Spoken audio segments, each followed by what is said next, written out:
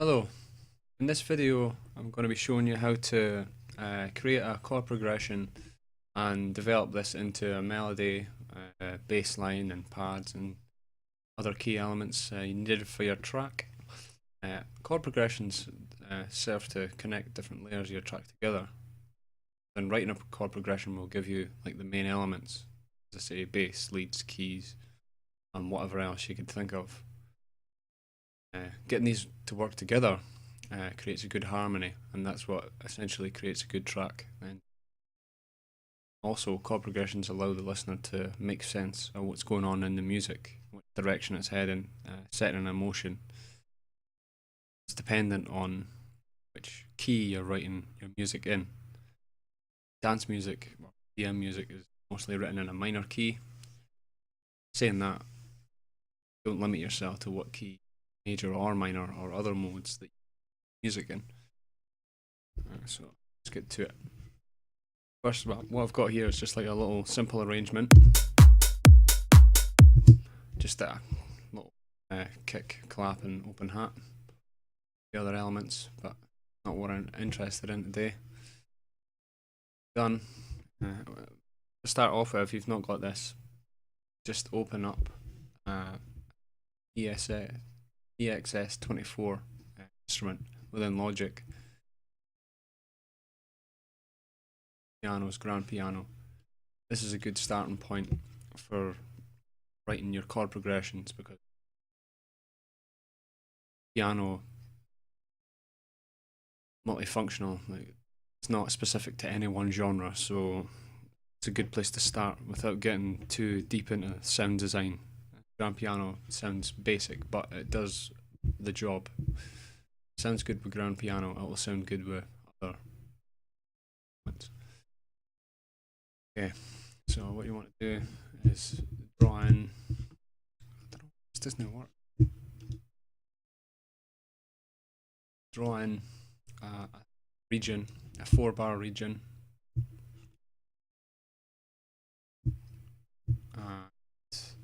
Right, I'm gonna write this chord progression in A minor, just because it's an easy scale to learn. Probably one of the first scales that you'll learn if you're learning keyboard. It's all white keys, which is easier. Select the brush tool here. Just zoom in a wee bit. This creates 8th note along your. We'll just do that. Not focusing too much, well, not focusing really on rhythm, because I find that can distract you from what you're doing. Just focusing on the musical elements, and you can do different rhythms later. So we've got it in 8th notes here.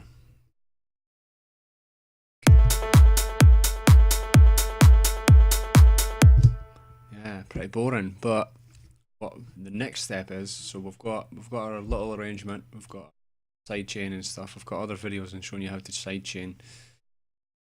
Also how to tune your kick drum. They're in my other videos. Got my kick drum tuned to A, so it's more coherent within our track. Root notes A, our kicks A, so it's going to gel together well. So we've got 4 bars of A. This is the root note of the first chord, and there's 7 different chord possibilities within A minor plus every other scale, but we'll just go over A minor for the minute. When I say 7, all the white keys up until you get back to A. A is the 8th, the octave above. I downloaded a little chart to kind of help visualize what I'm speaking about. This little chart, you just get it off Google, just type minor chords piano and it'll go to images and it'll come up there. So we're writing our chord progression in A minor. A minor chords consist of these chords here, across here. The smaller Roman numerals means minor, that's diminished, which is something else.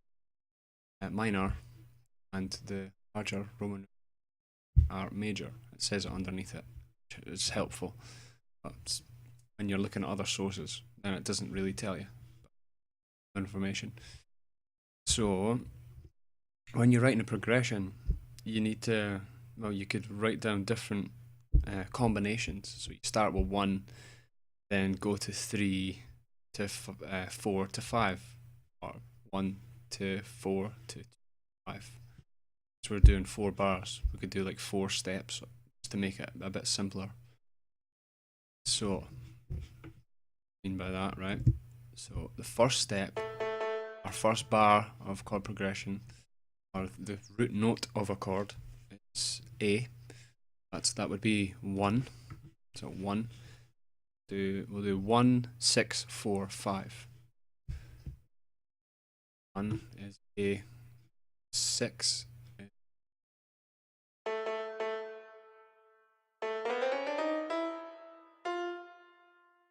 F. 4, 5. 4 is a D. And another tip is it's always good to finish on, well, not finish on a chord, well, 5 scale. That creates a perfect cadence, kind of brings it back home once it goes back to the root note, which is A in this case. I mean, speaking so much. Okay, 1, 6, 4, 5. 4 is D. E. See how that sounds in terms of, you get a feel for if it's happy, sad, which kind of way it's moving. So we'll listen to this.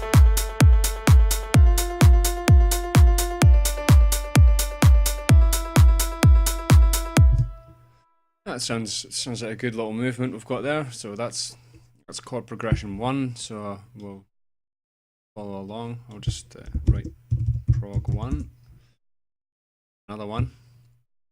I'll do 3, just to kind of see how different arrangements sound, and then we'll go on to building the actual chords. Because if the root note sounds good, then the chord is going to sound good as well. As long as the root note is the identifier of the chord. As long as the root sounds good, then the chord will actually sound, the progression will sound good. Right, so we'll do we've done a 1, 6, 4, 5 last time. We'll do a 1, 4, 5, 6 this time. 1, 4. I'll show you, like, instead of going to that chart time, we could do something a wee bit easier. So this is our first one. Since A consists of all white keys, okay, up all the white keys. Alright, so that's 7 steps. 1, 2, 7, and our 8th step is the octave. Right, okay, so that just shows you what keys are actually in the scale. We'll mute these because obviously we don't want them to play, because that would just sound terrible, as it did. We need this first note. So any of these keys here could create your steps. So what did I say? I said the next one we're going to make is a 1, 4, 5, 6. 1, 1, 2, 3, 4, 5, 5.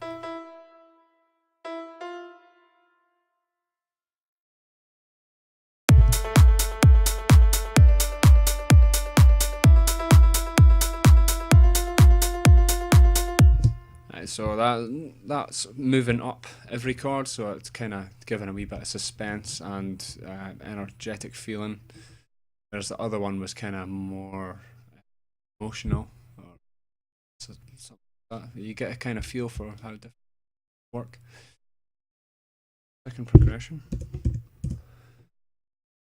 The third one. This time we'll do 1, 5, 3, 6. 5, 3, 6. Try that. 1, 5.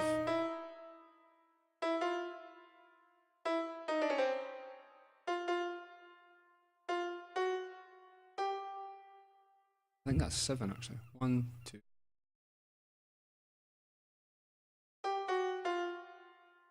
Sounds like it.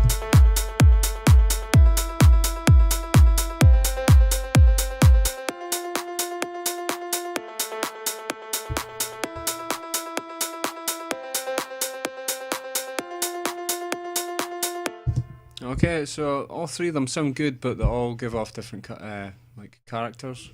We'll listen to them in succession and see if you kind of just feel for how they sound.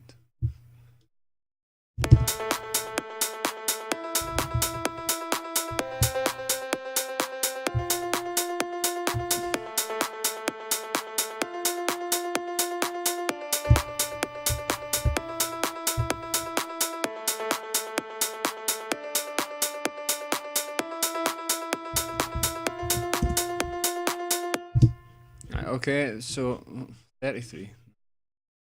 Right, so there we go. So we've got 3 different ones, and then you could choose which one sounds the best. So listen again, just on its own, see what sounds the best.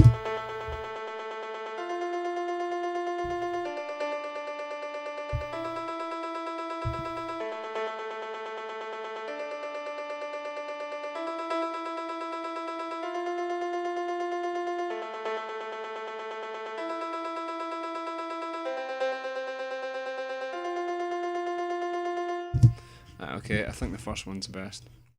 Well, they're all kind of like didn't sound like any gaps or anything, or doesn't sound bad to the ear, just because we've kind of started off with the root and then moved up different notes in the scale. But I like the first one. So we've got our root note sorted. Well, our root notes of the chord sorted. Once you're happy with the root note progression, then we can start building chords. Building chords is the same as what we've done before. I'll need to do it again because I deleted. That's just us counting up our.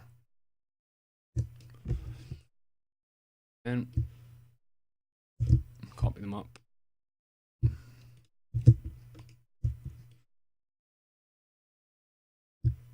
Right, so just a little identifier of what the keys are in our scale. Right, so creating a chord, a triad is the most basic chord, which consists of the 3rd step and the 5th step, plus the root note. So 1, 3, 5, if you're counting up in terms of these. That would make a triad of the chord, whether it be a major or minor. That's when this comes into play. So we'll make a 1, 5, you're just counting up 1, 5, stating the obvious. We'll do the same again, the next one. 5, 1, 5.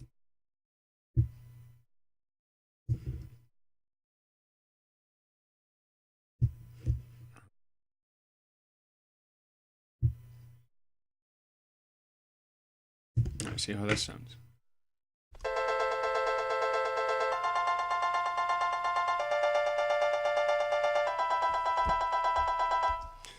Right, so that's a good little chord progression. It's quite a basic one. It's quite rigid and disjointed.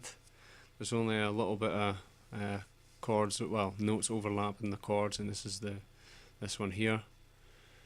The A is continuing through chords 2 and 3. But apart from that, it's quite basic. Anybody could kind of do it as long as they knew how to make a triad. They can make these chords, but moving them around in certain ways and gives it character and makes it yours, like makes it your own chord progression. And you could split this chord progression up into different sections, basses and stuff, and I'll show you that. Yeah, so the three notes that make up a triad are the root, the third, and the fifth. The root note gives the identity of the chord, lets the listener know which direction it's heading. The third gives it richness and fullness. The fifth gives it strength and backbone to the sound. So all these added together make it a good sound. You could add sevenths and ninths into the chord to make it sound richer. So a seventh would be another 2 chords up, and a ninth would be another 2 chords up. That's the first thing you could do to add variation to it, and see if it falls on any of the other chords triads, like thirds or fifths. The second thing you could do is like a chord inversion. So you take the root note and you hold Shift and Alt and press up on the keyboard, and that'll give you your first inversion of your chord. And if you move the third up, that'll be your second inversion, etc. You see how I've moved up the root note here, and it's actually fallen on the third note of the second chord. So they knit together quite well, so that would work. Also, that takes us to the next thing, is octave doubling. So we'll move that back down, and basically what I've done there is basically just move the octave down. So to double the octave, another thing to do, you can move that up. Since it's a doubled octave and the first inversion, it works with each other, so that would probably sound good, if you know what I mean. Yeah, so that's the first step for that. The chords, well, the notes that you should double up an octave, the best notes are usually the fifth or the root. So just a wee bit of information on that.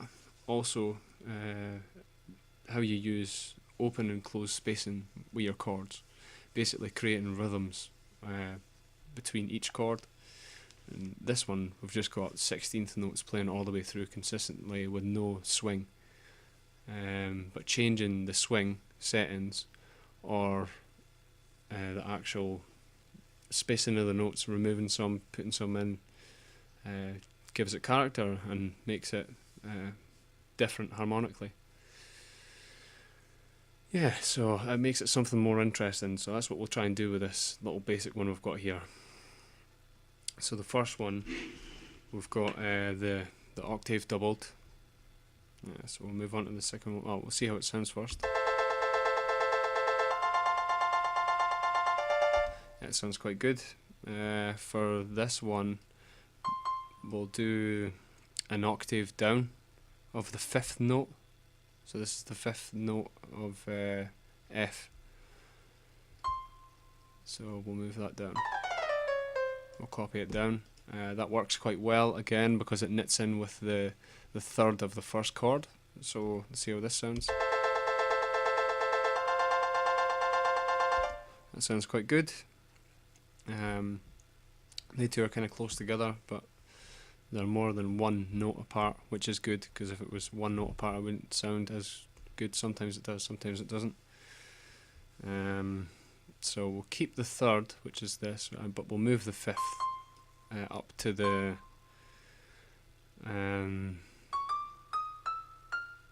F note, and because we've got a kind of a good chord going on here, when we've moved the fifth down, so we've made another inversion of that chord, the chord's still strong, so we could add something above it that works harmonically. So we'll split these up to give a little bit of movement. So we'll have half of the second bar with a F, and the second half of the second bar with a D, and first half with an F. Right, so see how that sounds.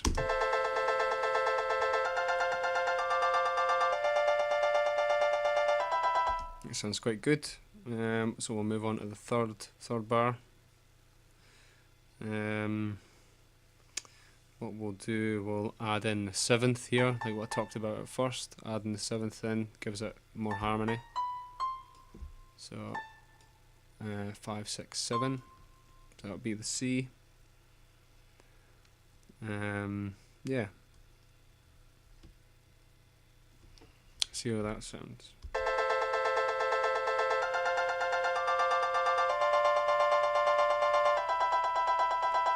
Yeah, it worked quite well. Okay, that sounds okay for that, I think. So we'll try something with the 4th chord. What could we do here? We could take, what's this? B. We'll take this, we'll move this, copy this an octave down as well. We'll see what kind of character that gives us on the 4th.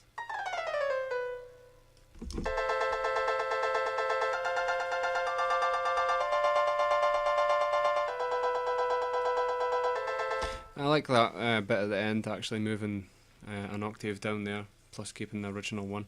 It gives it kind of a sad cadence at the end of the chord, and when we go back to our 1st chord, it makes it sound like it wants to go home after the last one, go back to the 1st. It sounds quite pleasing, like you've resolved the chord progression back to the start.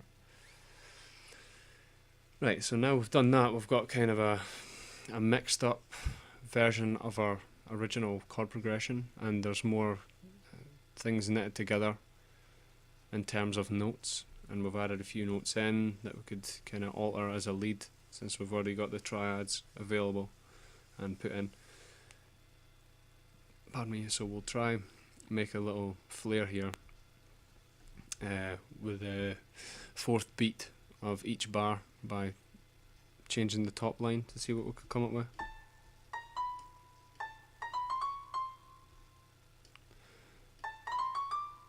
So it's just moving them one up, just kind of give a stepping type thing.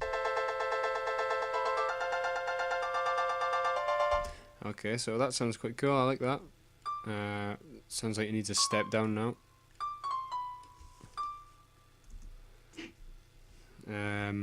Yeah, so that's that. We'll do the 3rd one as well while we're at it. We'll do something different now. Leave that one where it is. That one up. We'll go kind of a little weird direction after that.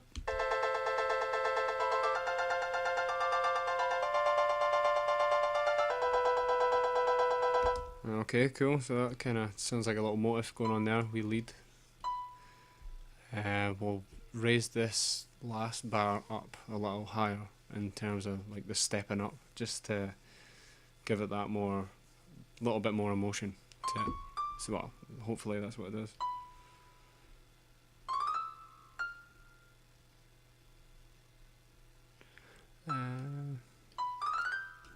Okay, so we'll see how it sounds.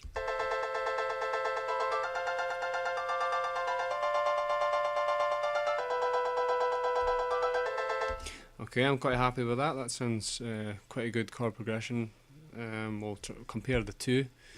The first one we've done to the 2nd one. So I'll get rid of all these.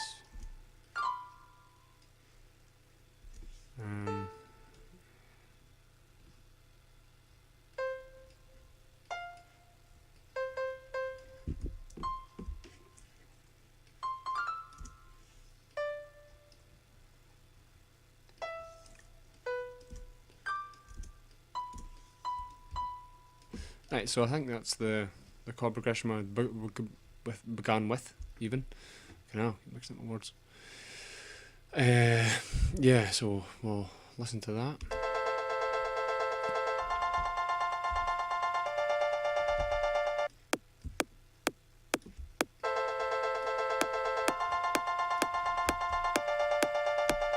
And we'll go our 2nd one.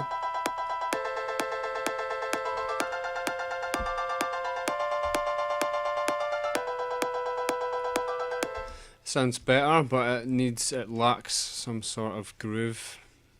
It's got the wee bit of melody there, but we need to change the groove somehow. So we'll go into the open and closed spacing I was on about, removing some notes to see if we could make it sound any better, change the rhythm a little.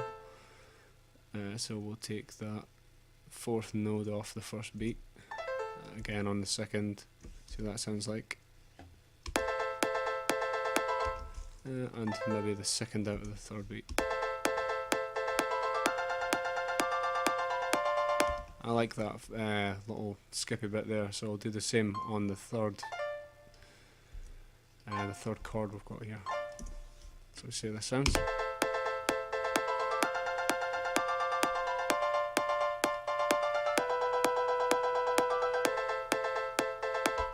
Okay, I'm quite happy with that wee little shuffle, but we'll try to do a wee bit more because it sounds quite rigid.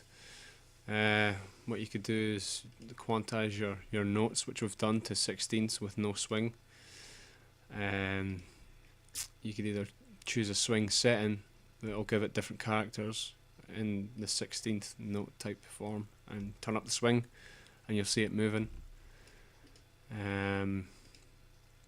If you want to just keep it 16ths rigid like that, it's okay, but adding swing on certain things gives it good character.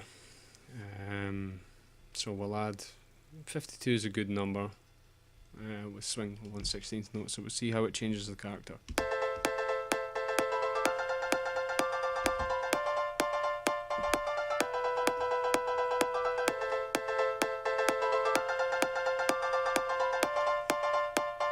Change it back.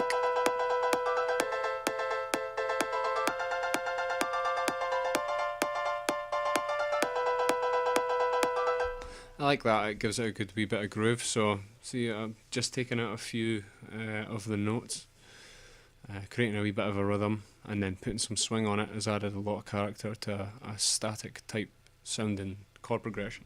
So we'll listen to the one we originally done again, and the one we've just made up.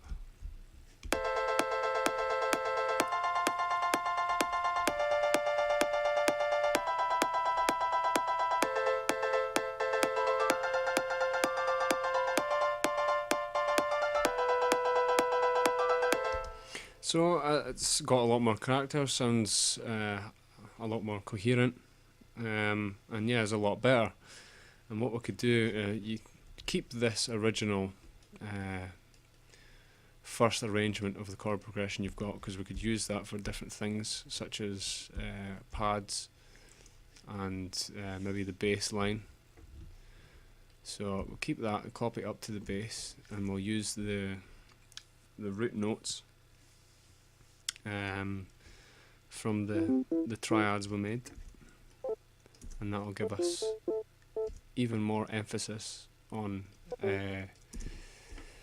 the track, make it work harmonically, because it's the root note, it identifies the chord, so it should drive it along. So we'll see what the bass sounds like with a kick. Too high, needs to be down. It's a bit too low.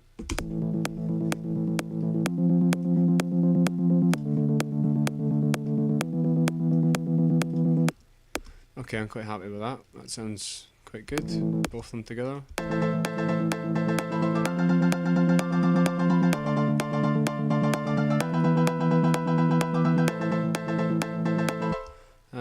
Just making it more diverse. What I forgot to show you with the quantized things, we'll go back to that for a second. You could choose like 8th notes, 4th notes in that as well to create a variation, an instant variation of the rhythm you've got, and you could create another software instrument and put this in as kind of a breakdown, some sort of arrangement, slow it down a wee bit, take off some of the drive, and it should change it for you. I'll select them all first and then do it. See, it takes out the other 16th note and changes it to an 8th type thing here.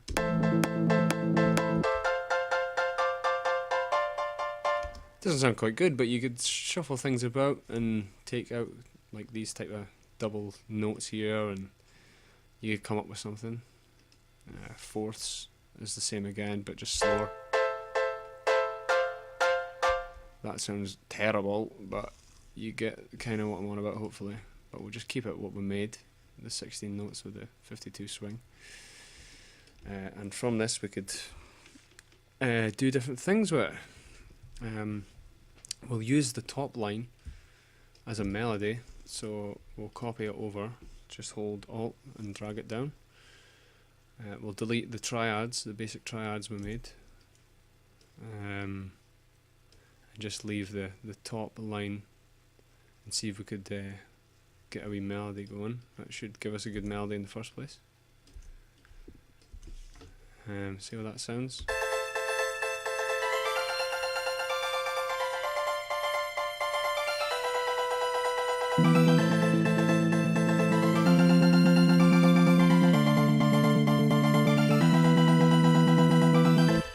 That sounds quite good. Getting more harmonic, different layers are happening. You could take it out from this grand piano sound here.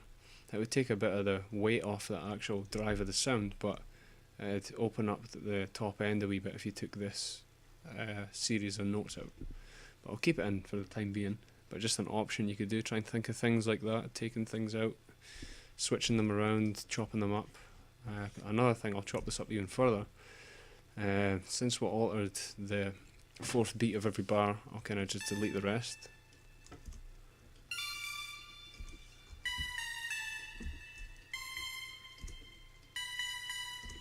Ah shit, actually, I'll need to keep that. I'll copy, I forgot to copy it down first. Right, so we'll keep that, mute it, and we'll deal with this one.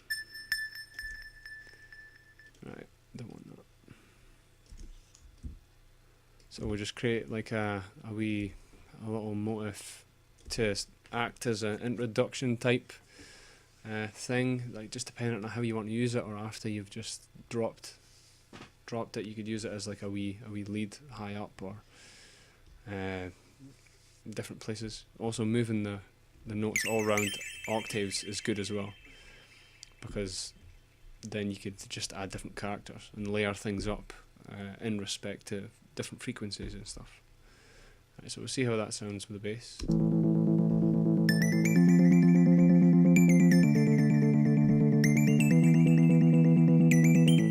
That sounds okay, but I think the swing on that's making the notes sound a bit weird, so we'll put it back to rigid, and sometimes this works better.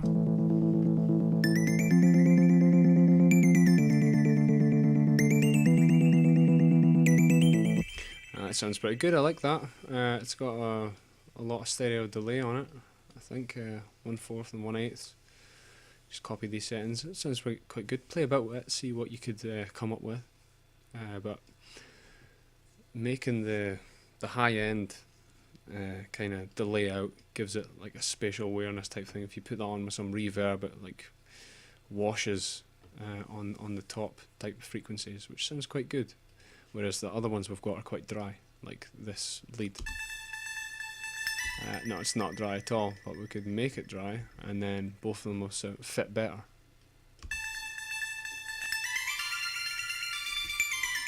But both of them are in the same octave range, so we'll try and move it down, because both of them are occupying the same type area.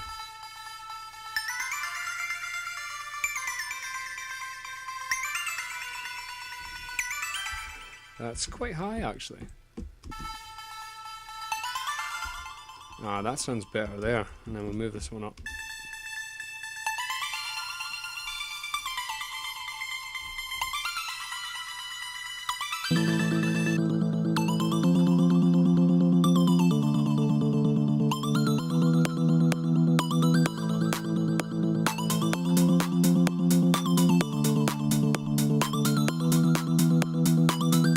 Okay, so that sounds quite good. Just mucking around right there, adding a few things in. That could be the start, like your first 16 bars intro, with a little like toms and stuff, kind of shuffling it up. So that's an idea we've got from just splitting our chord progression into little motives, a melody, a bass line. I forgot to show you this melody where the instrument is. Go to Alchemy. Keys, all house, and gaseous lead, the bright one. These settings are quite good if you want to copy the actual sounds I've got here. I've just got 909 type drums going on here, the open hat, clap and kick. The bass, alchemy again. Bass, all, house, all, and bass pattern soft. With a cut off, maybe 37%. A little bit of distortion and ducking happening on that channel. EQ'd off the bottom end below 160 to allow room for the kick, which is not in. Allows the weight of that kick to come through. Another thing we could do is take this again and we can make like a pad sound. Just another layer you could use for different parts of your track. As I say, the more the different stuff you've got, you could do more creative things with it. You could change the sound source, or I'm just mucking about with the lengths of the notes and having them chords, having them staggered. But you kind of keep the same rhythm within it. You can't go too off or it starts to sound weird. But this is another alchemy instance. Pads, vocal, electronica, fake choir. It's no brilliant, but you get the point. It just kind of adds more stuff, makes it more interesting. But you could also have too much on at the one time. So see how this sounds.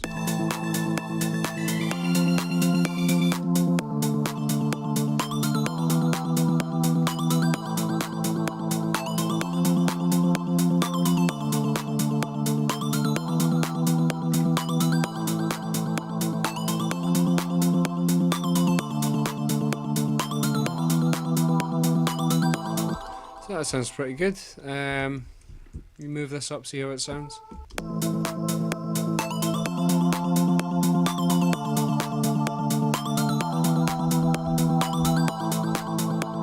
Sounds better lower. Yeah, so hopefully you we got all that from that one chord progression we made, and we kind of just chopped things up and made them into different layers, changed the octaves of all the notes we had. Yeah, so that's how you create harmony. And I mean, there's other ways to do it, but this works quite well for me creatively. It kind of gets out it stops me from getting stuck writing one part like a bass line or something else. Sometimes it's good to attack it from different angles, and this is a good starting point, I think. So hopefully it helps you guys write better tracks, and give me links to the tracks you've made if you followed this type structure I've done. Yeah, so thanks for watching the video. Subscribe and like if you enjoy this, leave a comment. If there's anything I've not fully explained, just drop a wee comment in the box and I'll get back to you. Yeah, but thanks for watching. See you later.